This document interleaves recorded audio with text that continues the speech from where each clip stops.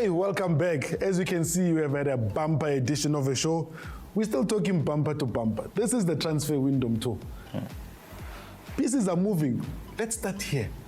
Does Magesi still have players? I saw the list this long. I was like, who still plays for Magesi? And the coach. There's no coach, there's no player. What's happening in Pulmkwan? Look, I think you'd remember that Magesi had quite a big squad, you know. And at some point I was actually asking myself, how do you manage a squad that's over 35? I think that's a bit too big, especially for a team that's not competing in too many competitions. Yeah. And now, obviously, come end of the season, they don't find each other with Owen Da Gama. The coach leaves, so they now need to go back into the market. I know they're trying to get Sibanyoni to come back. His contract with Sundowns has come to an end. Sundowns didn't exercise the option. They've actually put in an offer to say, we want you to come back. But there's other clubs that are also interested in the player. When you look at the way that Magesi defended last season, you would have thought there'd be players that are experienced that would have been kept and been able to move forward. Does that then change because there's going to be a new coach? It's going to... Is the money there to buy this whole entire new squad? Yeah, look, it's a bit.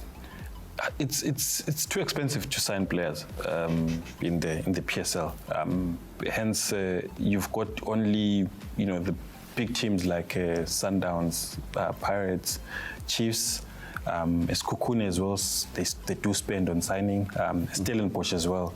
Those are 5 teams that I can think of that really go out into the market and pay for players. Magesi would be looking at players that are being released by other players, teams. That first division players. Free agents, teams that are in the first division wanting to come into the top flight. So, yeah. But then you obviously have to wait for the coach and see what kind of players is he looking for. We will, Lufuno, I need to know from you. You are happy with Kaizer Chiefs signings and who they've released at this current state? Who they've released, not. I think there are players that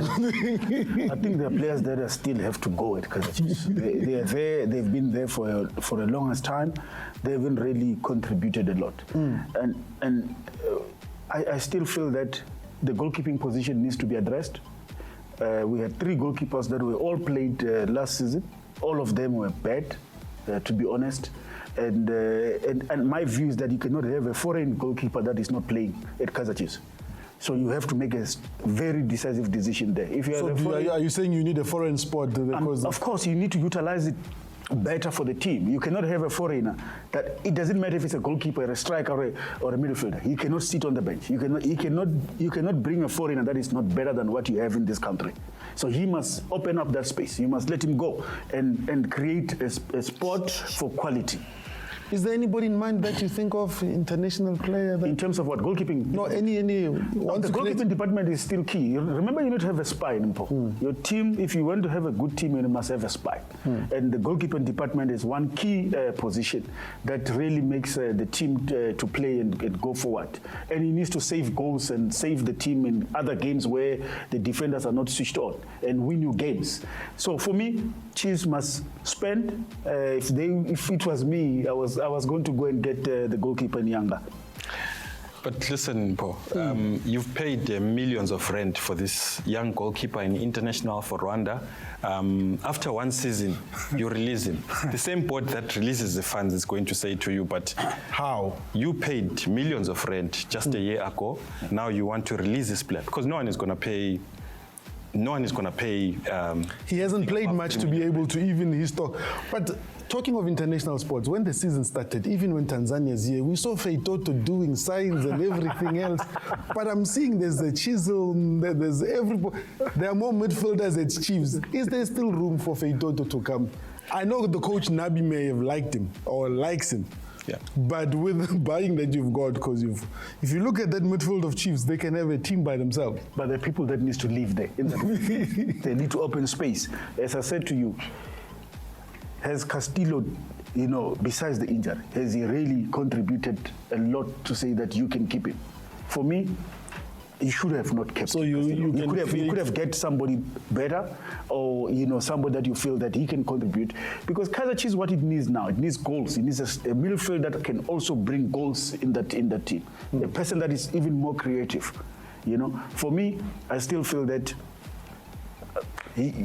I will let him go. As a parting shot, Mpho, Feitoto, Yanga signing him, Azam is keeping him, coming to Chiefs. Look, Faisal is a player on demand.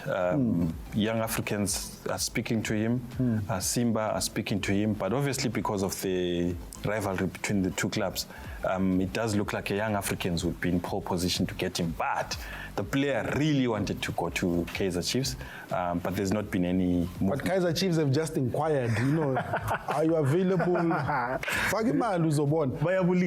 Hello. But then we spoke about this earlier, and we spoke about transfer market. We're looking at what's happening in Eastern Cape. Snesi Pomali is the technical director. There was also how many players that were released? 18 players that were released. Now there's a new coach that's coming with a beefed up technical team, because it's a proper technocrat technical team, from the technical director to the coach to the conditioning to the sports scientist, analyst and all that. What does it say about the way forward for Chippa in the coming season? Look, I think you can see they're taking a bit of a different direction to have a proper structure, proper recruitment strategy. You can see even the kind of players they are recruiting, trying to restore that height element that they had last season. I know one of the players they're looking at is Somila Ntsondwana from Richards Bay. That's a deal that could possibly happen. You look at someone like Figueiredo. I think he's done fairly well, international experience, Eswatini international. You look at someone like Semi Siabi. They may be required to go back to Eswatini. Mamaphize is looking to buy a team that's like Richards Bay is selling all their players. You look at Pirates, the Richards Bay players. You look at everywhere, you start to see Richards Bay players. But isn't that a worry though, Mpho? Because if you are releasing, you have not shown a proven track record in terms of development players coming to the top. Yeah, look, it's a bit of a challenge, I think. But sometimes I think for these teams, when they are able to make a few millions of rent, it goes a long way in terms of balancing the books. But they've got a sponsor. Even when you have a sponsor, the cost of running this league are a bit... So reality has started to sink in to say, for you to be able to keep this running. But talking of that, we've seen teams like SuperSport. We've seen them happy to sell players. There are no more. What does that say for Richards Bay with them selling? Because you look down the road, it's becoming narrow and narrow. Yeah, it's very difficult if you sell players and you don't reinvest. You look at the very good model is Stellenbosch. They've got a very good development structure. They will sell player, they will replace him tomorrow. Because the players that they have there are all mostly coming from their development structure. So they've got a very good system that is going. So they're able to sell a player and you don't even see that they've sold a player. How many strikers that they've produced that you've got a player at Sundowns, at Kaizer Chiefs, everywhere. They keep getting these players out. But what is also key with Stellenbosch is that they're able to identify talent from other teams and buy them quietly and beef the team. Talking of buying quietly, is there going to be a team in Rustenburg, or is the team moving to Cape Town? Look, it's simple, straightforward. Do Orbits have money to sustain themselves in the Premier League? It will be difficult. If the money comes in from commits, it says there's the money. They must cash in, take the money, reinvest the team, rebuild, and get another promotion again. Yeah. Mpho? Yeah, look, I mean, a Betway Premiership status ranges between 40 and 60 million rand.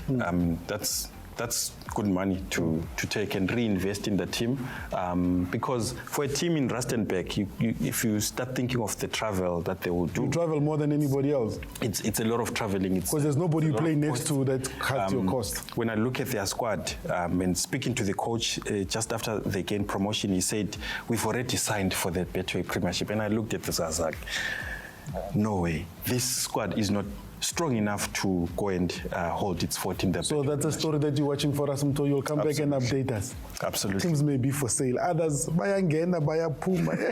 Kunzimi, quantum. If you are not careful, you will remain behind. Thank you for watching Mzansi Fundis. Hope next week the pretty face Lekoko will be back because, hey, this share is very hot. Who knows? Nami I'll be bought somewhere else. Maybe going to Cape Town or anywhere else. Thank you for watching. Bye-bye.